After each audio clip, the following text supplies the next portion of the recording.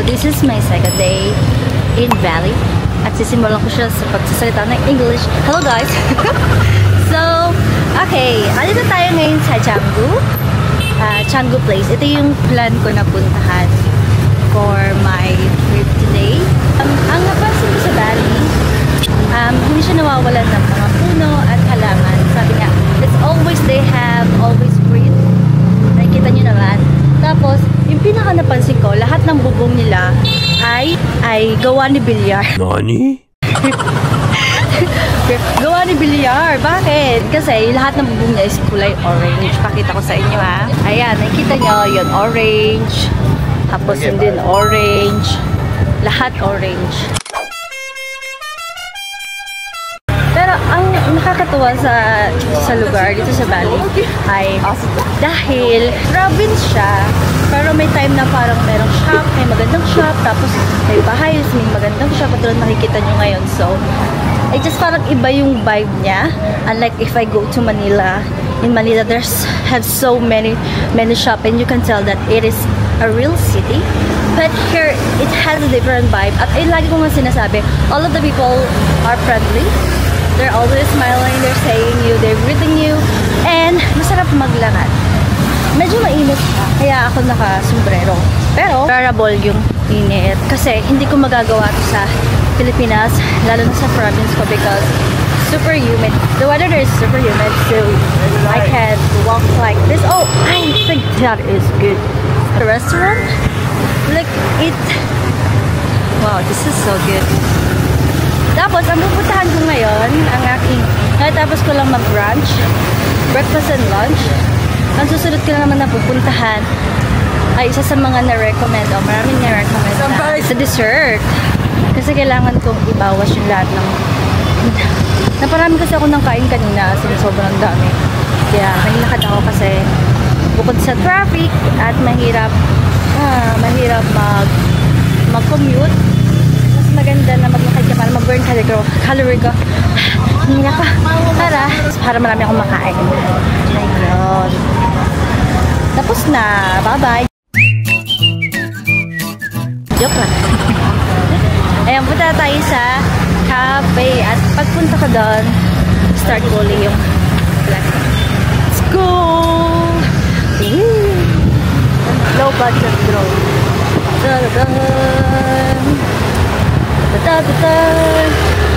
Self BGM.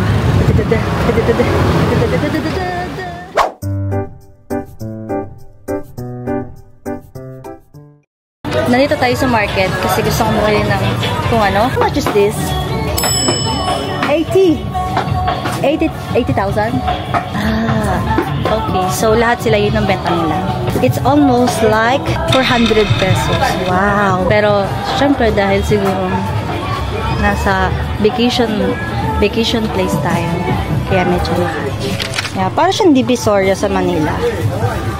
Ang problema lang, ang kaibahan lang niya, mahal lahat kasi location siya para sa mga tourists. Kaya mahal siya.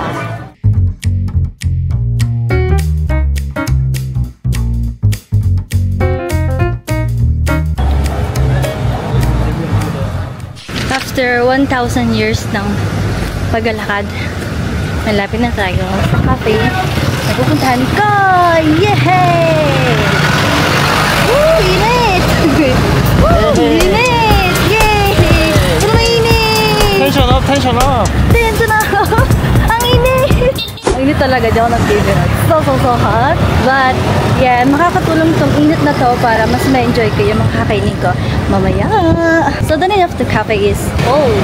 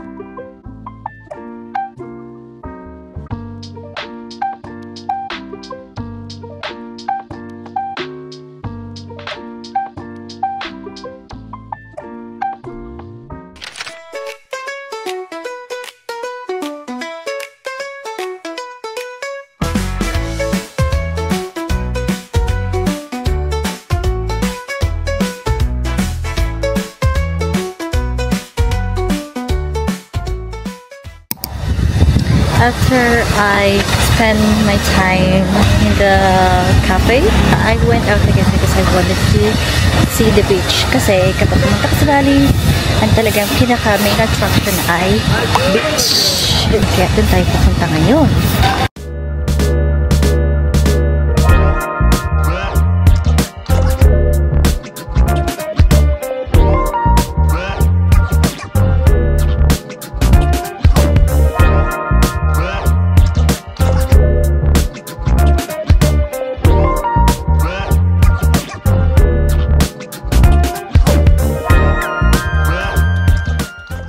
Bada, dagat, sea, ocean. Medyo parang malayo siya pagdating sa camera. Pero malakas ang alon dito compare sa napuntahan ko before. Ay, gumahangin. Ganda, di ba? Hangin na hangin. Meron mga nagaganon. Anong tawag? Masyadong malayo. Ayun, no? Parang parachute. Parachute gliding. Hindi ko alam kung anong tawag ko. Pero parang ganun lang. Mainit pa rin. Perfect shows para sa mga gusto mag-sand grading. Wow! Wow!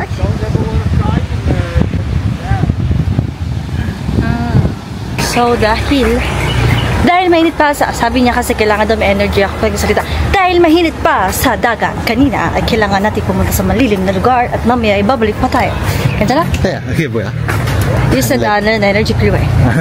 그럼 에너지 있어. 아, 지금 에너지 있어. 만나게 나는 English 유승해. 맞아. 이렇게.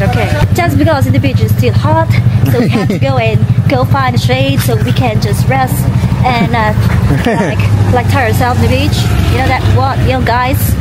이렇게. 근데 아니면 나는 한국 사람. 저기 아직도 더워. 그럼 우리 그거 탈룸 플레이스 블루에 헤딩해서 왔어.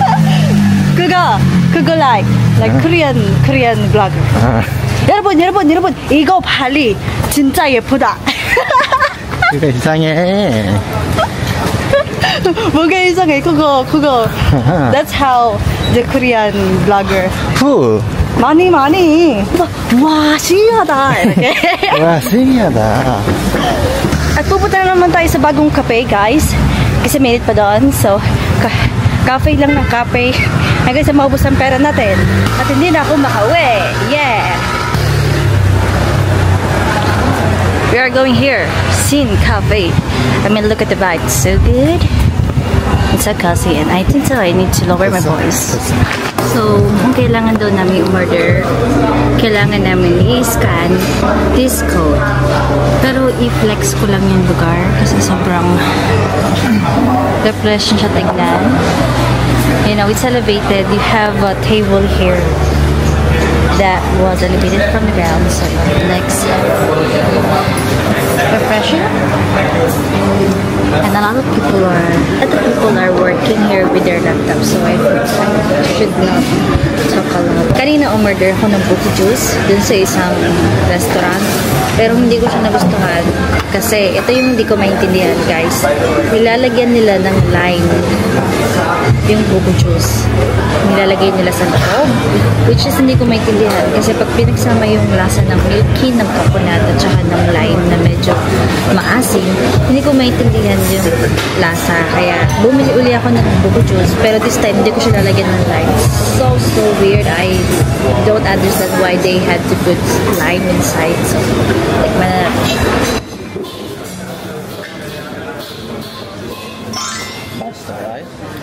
it's good. So inom-inom lang tayo ng buko juice habang naghihintay ng sunset.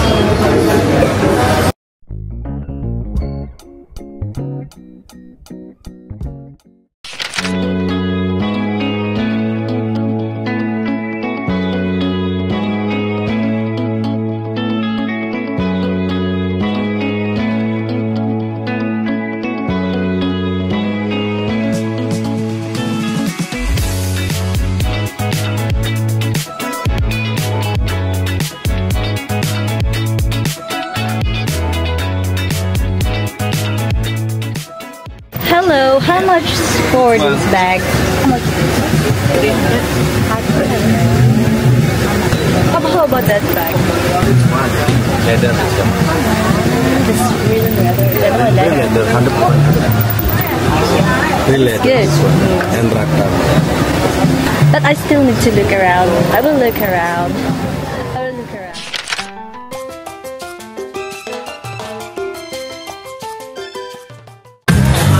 So I visited this market. It is so famous here to buy souvenirs that all the items are expensive. So I didn't buy anything. We're going to Privas. We're going to the beach to watch the sunset. Right. That will be our date, right? Our date, our sunset, first sunset date here in Bali. Are you excited? Hindi niya ako pinansin, guys. Hindi niya na ako love.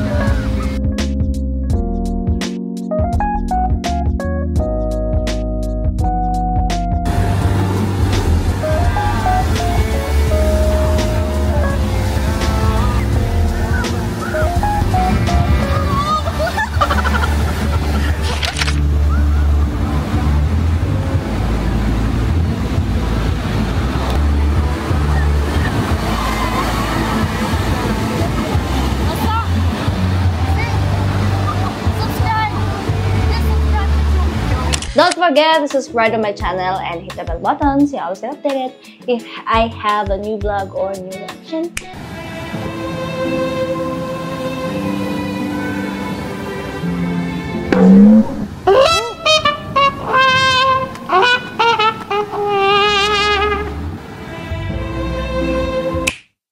So yun, hinihintay natin guys kung kailan magtatapos itong sunset. Hindi siya masyadong kita sa camera.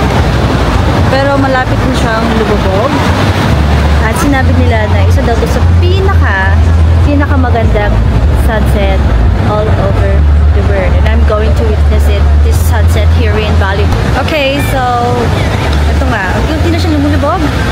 At kitang-kita niyo naman kung gano'n siya kaganda. Mas maganda siya, di hamak sa akin. Ilang porsyento dahil ako ay cute na. So cute. Ayan na. Lubog na siya guys. Kaya papanoodin na rin siya.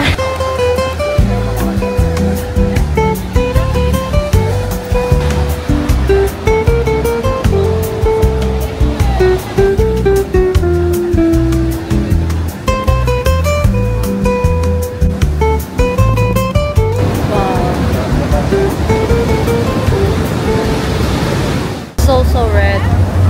It's like seeing the sun getting red. I don't think if the camera can catch this. Hindi ko alam kung makakasya ng camera.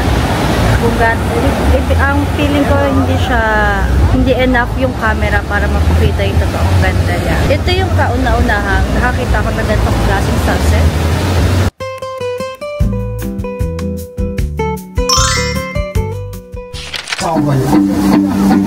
This is a new version, yeah? Thank you. Come on, that's it.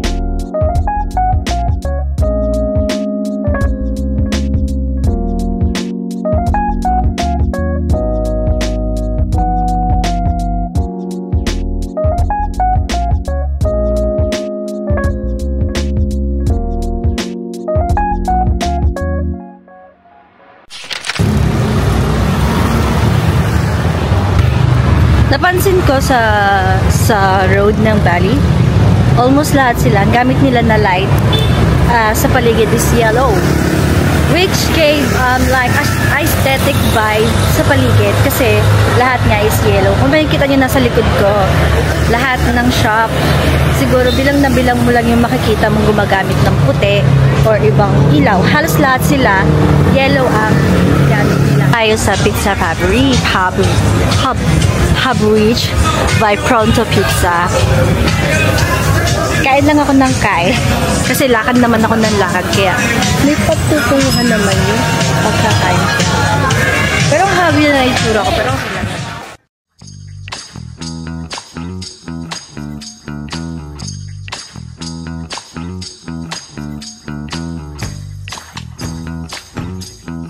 Wow!